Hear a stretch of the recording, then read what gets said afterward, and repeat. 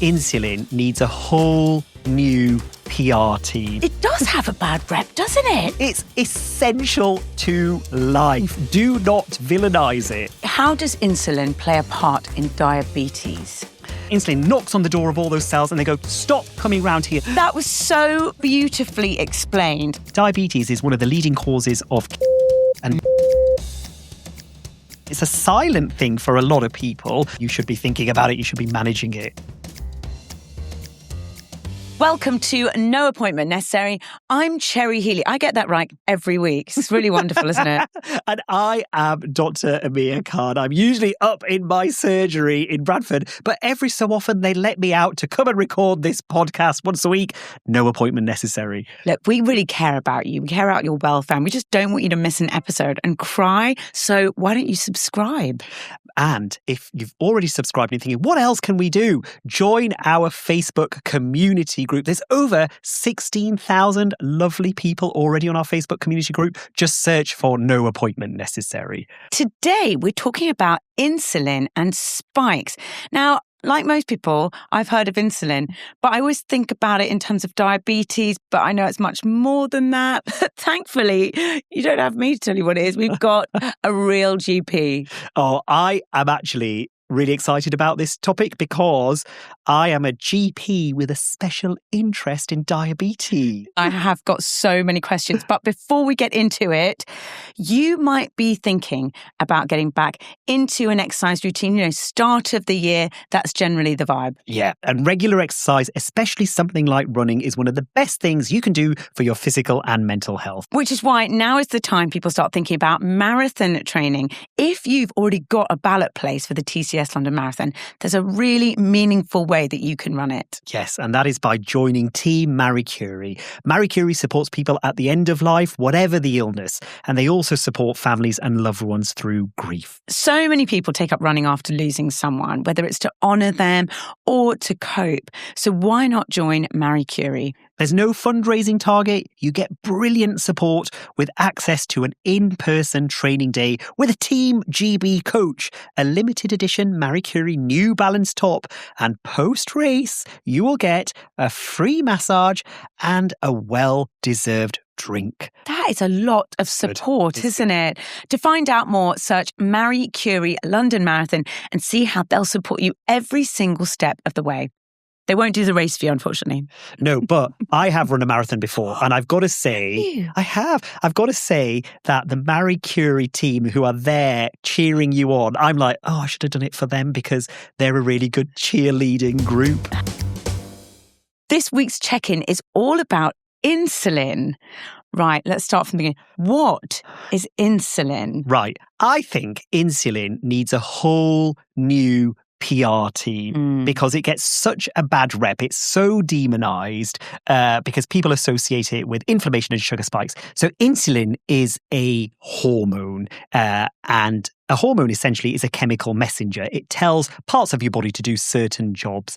Now, insulin is made in your pancreas, a very specific part of your pancreas in cells called islets of Langerhans. So what these cells are constantly doing is sampling your blood and blood sugar levels. They're doing it all the time, and they will release insulin into your blood if they detect sugar or glucose in there. Okay. Now, what insulin does is take that sugar from your blood where it can't do anything, and it will give it to your cells. It opens the doors of your cells and gives your cells that sugar.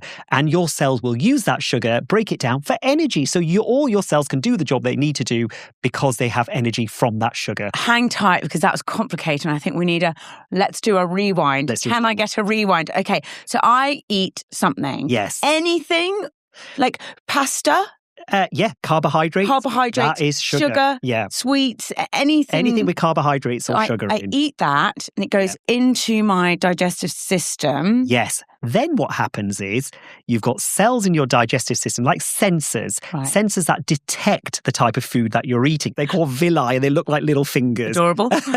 And they go, ooh, this food has carbohydrates in. The gut then sends a message via hormones called incretin hormones to your pancreas. And it tells the pancreas, there's carbohydrates in this food that Cherry has just eaten. You need to start preparing yourself to make insulin because we need that insulin ready for when those carbohydrates or that sugar hits the bloodstream. Clever. Yes. Unbelievably clever. It's like a little chain reaction. Yeah. Insulin will take that sugar from your blood, open the door to your cells and shove that sugar inside of your cells away from your blood. And so your blood sugars stabilize, they don't spike. The sugar goes into your cells and your cells use that sugar for whatever job they're doing. They break it down into energy. It's your muscle cells moving. It's your eye cells seeing. It's your brain cells thinking. Right. They use it for all those jobs. I'm looking forward to my PhD in the post. Thank you very much. That is only one of the jobs of insulin, but that is the one that everyone knows. So we like insulin. Insulin is good. It's essential to life. Do not villainize it. It does have a bad rep, doesn't it? Yes. It's been cancelled. It's been cancelled. That's one of its functions. One of its jobs. What's another one? So the other one is, and this is really important, it can control how you store fat. Now, let me explain this to you, because fat is also a good source of energy. And if there isn't enough carbohydrates or sugar around, your body will break down fat to release that energy that you need to work and do whatever you need to do. Sort of like battery cell. Yeah, almost. So yeah. So nearly gave it to you. Yeah, kind of. Not really, but yeah. Kind of. You're right. We'll go with it. What insulin does is decide whether you need to break down that fat or store it. So if there is enough sugar and carbohydrates coming through your meals, it will say, actually, let's store that fat. You don't need to break it down. And so when you're eating a lot of carbohydrates and sugar, that actually leads to more fat storage and obesity because you're not breaking down your fats. So when people say sugar's bad for you, it makes you put on weight, what they mean is sugar can be bad for you in terms of obesity, but it means you're not going to break down your fat stores as much. Now, so that's the other thing it does. Another job insulin does is, away from all this stuff, it helps build up damaged cells. It has a really important job in that side of things. It also works in your brain as well, insulin. It helps with your pleasure responses in your brain, all of that dopamine response. Now, why insulin is villainized is because at normal levels, at healthy levels, insulin is fabulous. It's doing life essential work. What's problematic is high levels of insulin all the time. And the things that push your insulin levels up all the time include certain types of food, particularly ultra-processed food with what we call simple carbohydrates in. So another thing that is demonized are carbohydrates. I mean, how many times have we heard no carbs before marbs? Like forever, Too right? many Too many times. And how many times have we heard people going, I'm giving up carbs for the new year? Like, carbs are an essential food group. Do not give them up, delicious. people. And they're delicious. But not all carbs are created equal. Right. And that is where the nuance comes in, I think. So you have simple carbohydrates, which are things like white sugar, sweets, pastries, fizzy drinks. Those carbohydrates have very little nutrients in. They certainly have no fiber in, and they cause sugar spikes and insulin spikes, and then they cause sugar crashes, and they make you feel tired and fatigued after they've gone away. But you also have wonderful, beautiful, essential, complex carbohydrates. Now, complex carbohydrates are those ones found in fruit, in vegetables, in lentils and legumes. Gotta get them in. Gotta get a legume in. Now, those carbohydrates are associated with fiber, and they also have nutrients like vitamins and minerals in there. They are digested much more slowly compared to simple carbohydrates. They don't cause the same sugar spikes because of the rate at which they're broken down is much, much slower. They feed your gut microbiome because of all the nutrients and the fiber in there as well. So they help with lots of different things that way. Those are the carbohydrates you should be focusing on. Where does pasta and bread fall in those categories? Depends on the colour. So wholemeal brown pasta and bread is a complex carbohydrate, so much better for you, more fibre, slower digestion. White pasta, white bread is more of those simple carbohydrates and less fibre, less nutrients. So you should go for brown. When it comes to like pasta, rice and bread, you want it to be brown because you want it to have more fibre in it. Yes, absolutely. The more fibre there is in food, the slower it's digested and the more it feeds your microbiome. So when people say to me, well, fruit has lots of sugar in it, surely that's going to spike your blood sugar just as much as a pastry or a fizzy drink. No, the sugar in fruit is bound to fibre. When you eat fibre, it slows down your digestion. It can form kind of a gelatinous substance in your gut. So the absorption of sugar from that fibrous fruit is much, much slower than from a pastry or a cake where there's none of that fibre in and that sugar just goes whoosh into your bloodstream and whoosh, your insulin level spikes. How does insulin play a part in diabetes? So there's different types of diabetes. So insulin is the key player in all types of diabetes. So it might be worth me explaining the different types of diabetes. Because in my mind, there's two types. So there's type 1 diabetes, which is the one that generally, not always, affects younger people. So children can get it, teenagers can get it. And what type 1 diabetes is an autoimmune condition. So something has happened to that child that has switched on their immune system, usually a viral infection, just a simple, normal, everyday viral infection.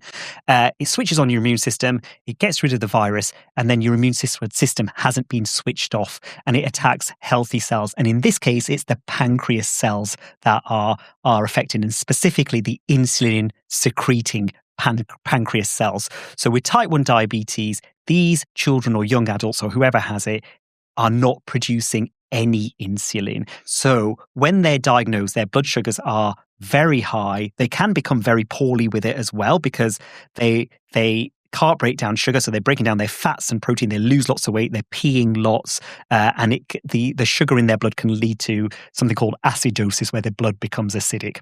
Now, they need to go straight onto insulin. There is no other treatment for that because their body isn't making any insulin. So that's type 1 diabetes.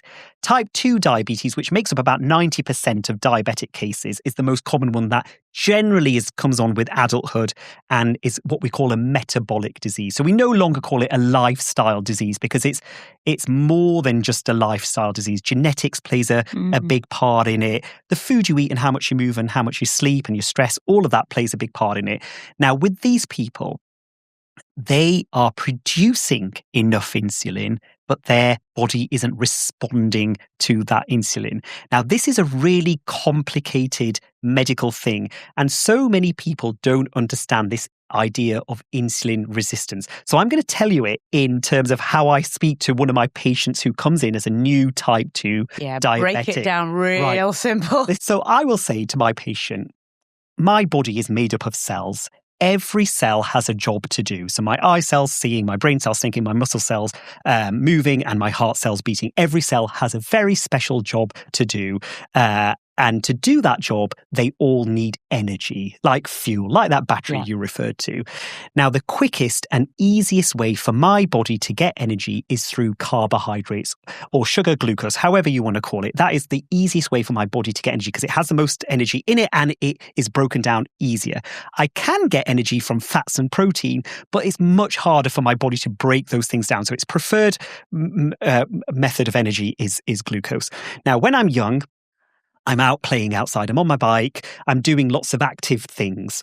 And my body needs lots of energy. So I eat it. My insulin breaks down gives my sugar to my cells. They break it down for energy. Everyone is happy. So in this scenario, we've got 4 characters. We've got the pancreas over here. It's making insulin in response to sugar in my blood. That's the 3rd character, the sugar in my blood. And then the 4th character are my cells. So we've got the pancreas, we've got insulin, blood sugar, and cells. While I'm active, while I'm eating, while I'm moving and doing all the things that I do, all of those 4 characters are doing their job. The pancreas is making the insulin is taking the sugar from my blood and it's giving it to my cells for energy. Everyone is happy because they're all doing the job that they're designed to do. Now I'm older and I'm a GP, Cherry, and I sit at my desk all day long because It's really busy. And the only time I'll move out of my chair is to go to the loo or to get myself a cup of coffee. I think about going to the gym in the evening after work, but it's been so busy at the surgery that I'm going to go home and I'm going to watch The Traitors instead, and I'm going to order a pizza. Right. Okay, so I haven't moved really, but I've still eaten my breakfast and I've still eaten my lunch and I've still eaten that pizza while I watch The Traitors in the evening. So when I eat, the sugar goes into my blood. The pancreas picks it up, releases insulin. Insulin takes that sugar from my blood and goes to the cells and go, here, have some of this sugar for your energy. Those cells will say to the insulin, actually, you know what? Amir hasn't done a great deal today and we've got lots less left over from yesterday. We don't need any today. And the insulin goes, okay, fair enough. And that sugar stays in my blood. The next day, the same happens again. I'm on call. I'm busy. I don't go to the gym. I go home and I watch Married at First Sight. And so I order a Chinese. I eat. The pancreas picks it up, releases insulin. Insulin takes that extra sugar from my blood, goes to the cells, and the cells will go, Amir still hasn't done anything today, actually. So we don't need any. We've still got leftovers from a couple of days ago. My blood sugar creeps up that little bit more. The next day, the same thing happens. Insulin goes to my cells and say, please take some of this sugar because it's building up here. And the cells will say, no. We don't need any. We don't need any. We've told you before. Don't come round here again. And those cells have become resistant to insulin. Now, the pancreas is all the way over here. It doesn't know the dramas that are going on over here. So it just notices that the blood sugar's creeping up. It makes even more insulin. It floods your body with insulin. That insulin knocks on the door of all those cells and they go, stop coming round here. They become even more resistant. Get the message. Get the message. So in insulin resistance, you are producing enough insulin. You're flooded with insulin, but your cells are no longer responding to it. And that is type 2 diabetes. That was so beautifully explained. Thank you, because I really, really understand what happens at that point when someone is insulin resistant and those cells are saying, I've told you time again. Now, this is where problems occur because a few things. Eventually, those cells are going to run out of energy, but they've fallen out with insulin and insulin is no longer doing what it needs to do and those cells are no longer responding. So what will then happen is they will release energy from your fats and proteins. So you will lose weight, not in a good way, in a bad way. You will feel tired because you haven't got the energy that you get from the carbohydrates. You've got much less energy. So you're knackered all the time. That sugar is floating around in your blood. It's coming out in your urine. It's coming out in your sweat. So sugar, if you're not going to use it, something else will. You will get infections in your urine. You will get skin infections. That high level of sugar will cause high levels of insulin over time. Those high levels of insulin can affect your immune system and dampen down your immune system. That is why diabetics are considered immunosuppressed, because insulin and sugar suppress your immune system. And that then leads to quite serious infections and poor healing. If you cut yourself, if your sugars are high, your insulin is high, that healing mechanism isn't going to work because you've got so much inflammation, your immune system just can't cope with it all. Why does high levels of sugar give you infections? Because they eat that sugar. Bugs will feed on it. So in your urine, when you're peeing it out, those bugs are thinking, happy days, I am going to stay in this bladder because there's loads of sugar coming through and multiply. In your skin. Oh, it's like party It's time. a party. It's like living in a candy store. Yeah, one of the ways back in the day, before my time, they used to test for diabetes was to touch the sweat on people's skin and lick it to taste for sugar. And that sugar on your skin there will attract fungal infections. It will attract lots of bacterial infections. Same with thrush, same with chest infections. Type 2 diabetes for infections is like a riot, honestly. So one of the symptoms is, lots of infections. The other thing is you'll be going to the toilet a lot because your body is trying its best to get rid of that sugar. So it's making you pee. While you're peeing out that sugar, you're losing a lot of water. So you end up drinking. Is that why you get so thirsty? Yeah. So it's fascinating. It's absolutely fascinating. And that's only type 2. We haven't even moved on from those 2 types yet. So that's 2 types. What about the other ones? So the other one that people might be familiar with is gestational diabetes, which is diabetes during pregnancy.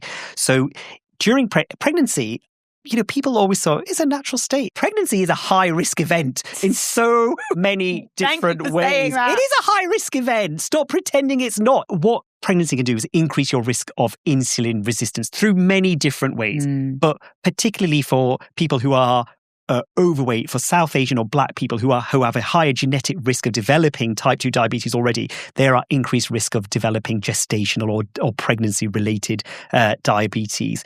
Most usually that resolves at the end of pregnancy. Not always, but if you've had pregnancy-related diabetes, you are at high risk of developing type 2 diabetes. So you should always go for an annual blood sugar check forever. Now, the other one is type 3C diabetes. Now, that is when, as an adult, something has gone wrong with your pancreas. Usually pancreatitis, inflammation from gallstones, from alcohol can cause pancreatitis. There's something happened to your pancreas as an adult that isn't autoimmune like in type 1, which means your pancreas isn't producing enough insulin. Usually it's producing some, but not enough. So that's the other type of diabetes. Now, the big one there is type 2 diabetes, because that's what affects most people. That is what causes insulin to be raised for a long period of time. However, and this is the key message, it takes quite a long time for type 2 diabetes to develop. So you can have chronically high levels of insulin for years before you develop type 2 diabetes, before you develop any symptoms. And that in itself is a problem. High levels of insulin. This is where the bad PR comes in. Insulin spikes, blood sugar spikes are normal after eating a meal. Yeah. So when you eat something, your blood sugars go up, your insulin deals with it, and then everything comes down, everything is normal. That isn't an issue. The issue is chronically raised insulin or repeated insulin spikes from ultra-processed foods. That is where damage occurs. Can you spot that someone's on their way to getting diabetes, and how do they pull that back? And once you've got diabetes, can you reverse it? So people who are at high risk of type 2 diabetes are people from a South Asian or Black background, because their genetics generally mean that they're more likely to put weight on around their waist, and weight around here increases your risk of insulin resistance. Now, genetics, family history plays a big part as well, because there will be an element of your genes that make you more or less likely to be insulin resistant. Diet. That's the key thing. These ultra-processed foods that cause insulin spikes, that push insulin towards your cells all the time, is what will make them resist. It's like having too much of a good thing. Yes. They become resistant to it. Exercise. So if you're moving and exercising, you're using a lot more energy. You're using a lot of that sugar in your blood. So everyone in that scenario we talked about is happy. If you're not moving, you're not using that sugar. It stays in your blood for longer. Now, the other things are sleep and stress, and it all comes down to cortisol. Cortisol itself stimulates insulin production because when you're stressed, you think, I need to run the hell away from whatever it is that's stressing me out.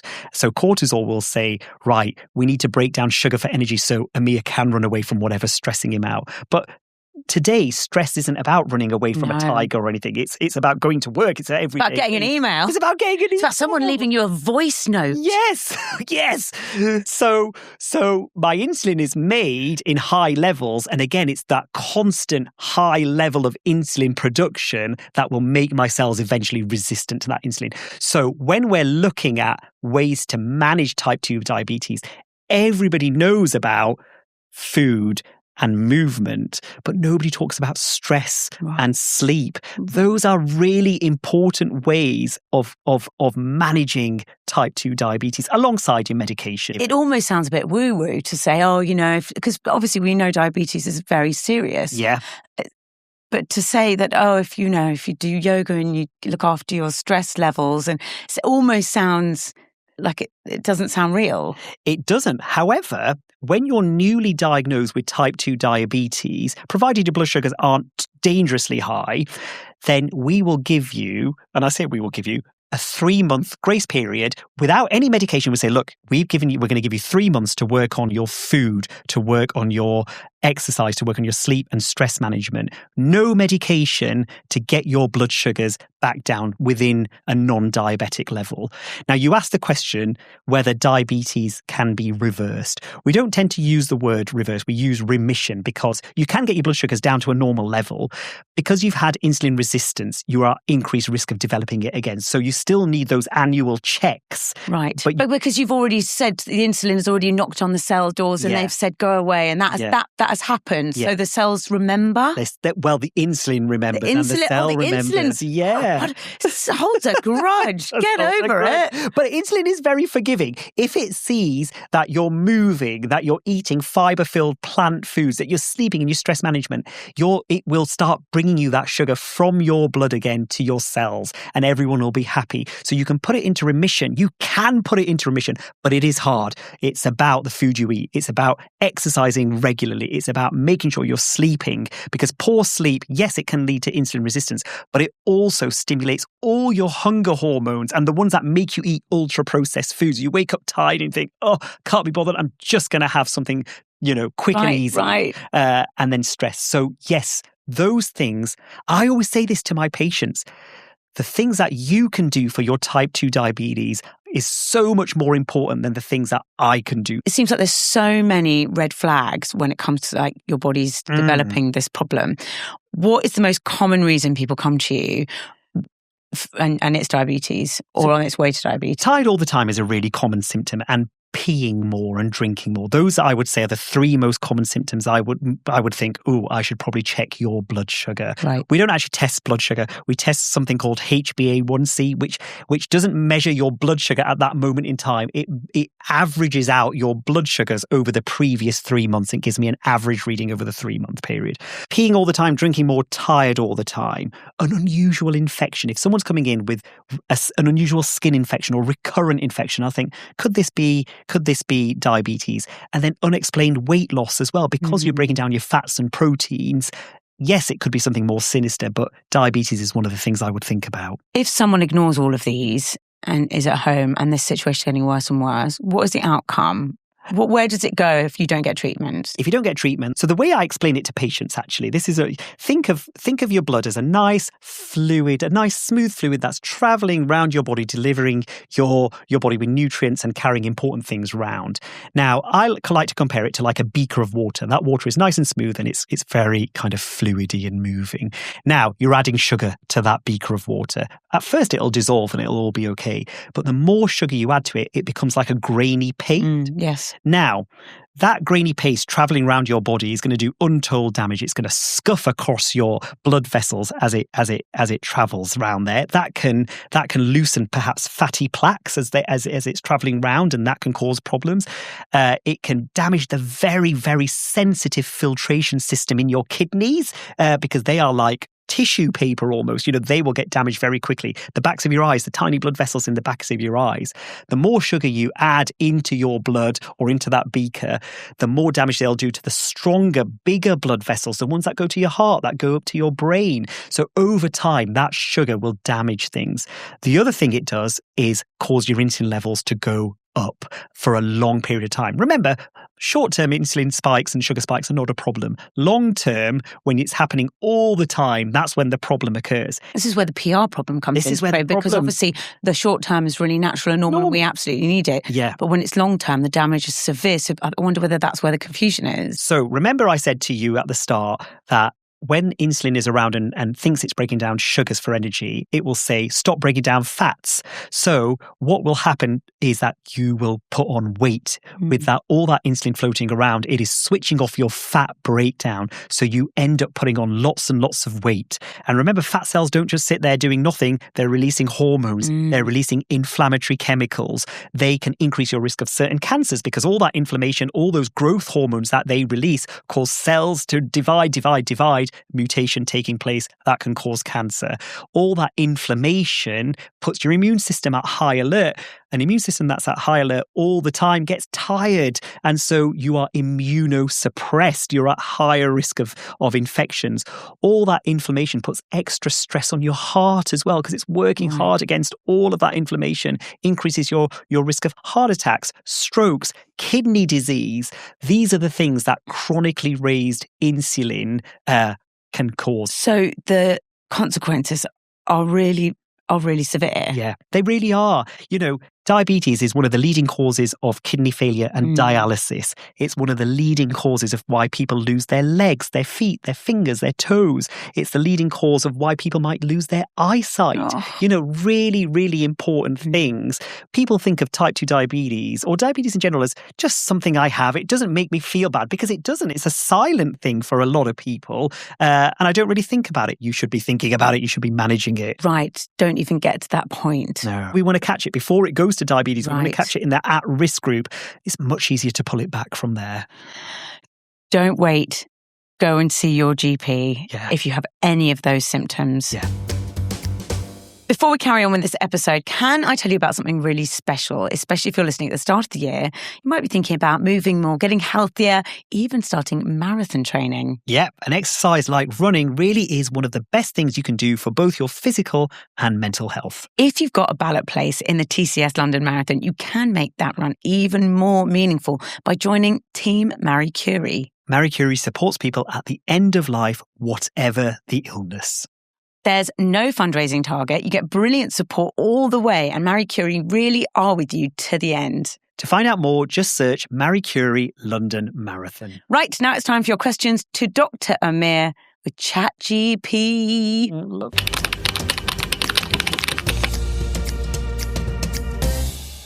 Tash and Jen have both contacted us about using mushroom powder.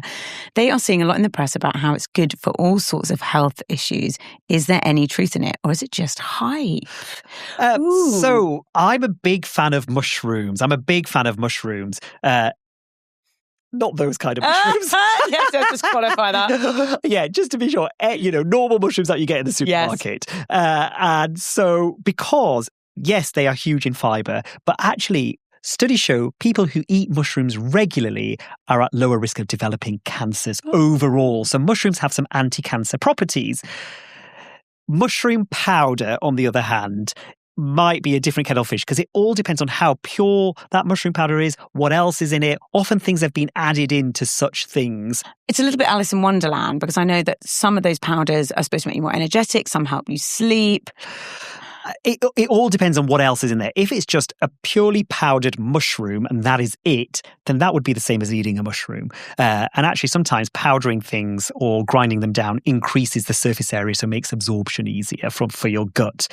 But I don't know what is in those mushroom powders. What I would say is, yes, eat more mushrooms throughout the week. A couple of times a week is what we should be doing with mushrooms. Lion's mane mushroom is having a moment right now, and there is lots of health benefits to that. But again, lion mane mushroom supplements, is it the same thing? I can't answer that without knowing what else is in that supplement. But what I would say is just eat whole mushrooms, fry them, put them on toast with garlic, whatever you need to do, eat whole mushrooms. Eat them.